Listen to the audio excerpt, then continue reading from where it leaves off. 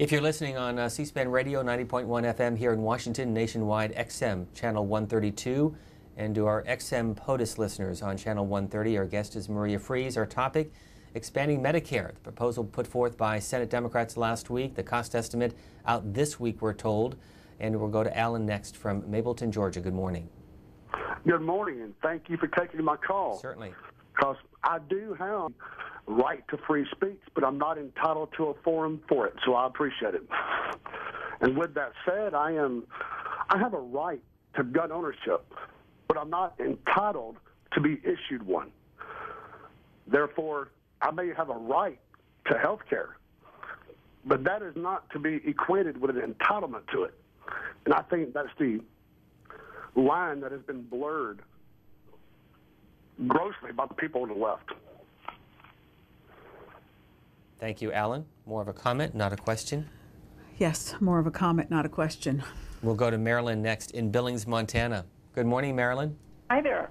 Welcome to the program. Well, I'm just really curious. I am on Medicare, and so is my husband, and he's on the Medicare Advantage, which they're going to strip from under him.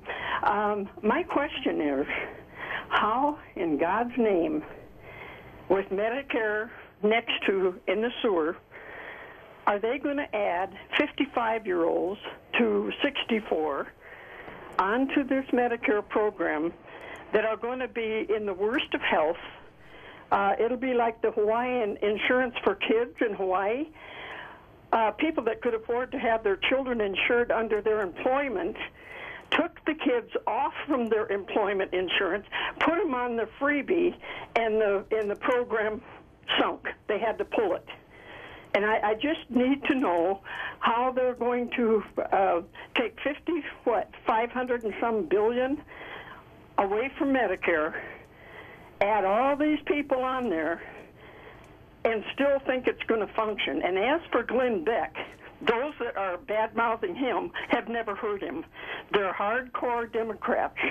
And I used to be a Democrat, but I'll never vote Democrat again. I will never vote for an incumbent in Congress again.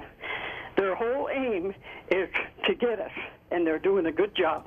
Marilyn, thanks for the call. That was a spillover from our earlier conversation about Time Magazine's Person of the Year. Obviously. So we'll give you a pass on Glenn Beck and Rush Limbaugh, but to her earlier point. Sure. I'll try to answer as many of her. She had many, many elements there that are actually very important for seniors in particular to know. We spend a lot of our time talking to both our members and to seniors generally because there has been a lot of misinformation about this bill, and it has gotten them quite concerned, and rightfully so, because many of them are so dependent on the Medicare program that if anything were to happen to it, they would be in very bad shape. That's why our mission since our founding 27 years ago has been the preservation of Social Security and Medicare.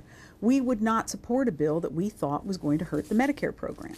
So, to take the pieces individually, as I mentioned earlier, this buy-in, these folks that are going to be buying in are not going to be buying into the Medicare program as we understand it today. They will have their own risk pool.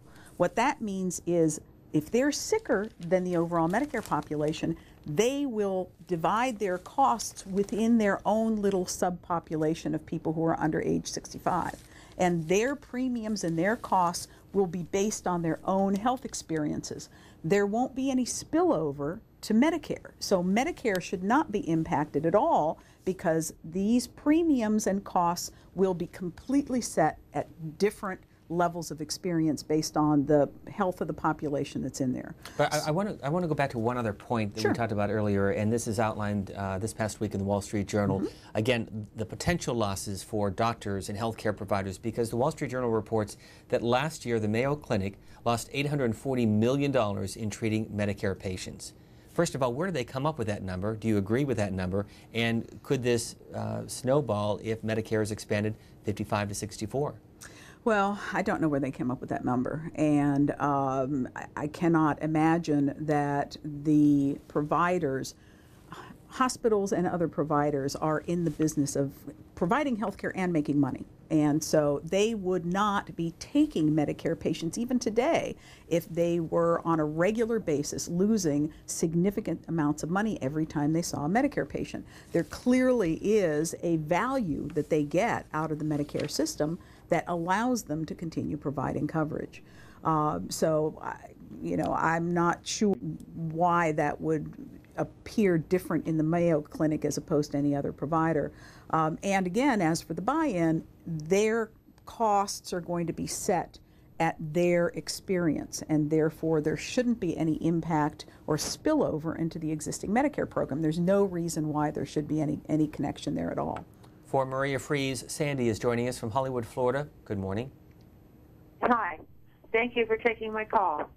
I wonder why you're not considering people retiring early, mass deluge of people between 55 and 64 retiring, because now they can afford their medical coverage. Then these people aren't going to be paying into Medicare. How does that work? Well, that is a consideration, but at the same time, and in fact, there could be a spillover into the Social Security program, which you're also looking at. But there's, at this point, when you look at the overall program, now again, that's another reason why we're going to be very, very interested in what CBO says this week. But the overall program, right now, the life expectancy of the Part A trust fund, which is the one that's being financed by payroll taxes by people who are working, is expected to have almost double its solvency as a result of the health care bills that are in both the House and the Senate.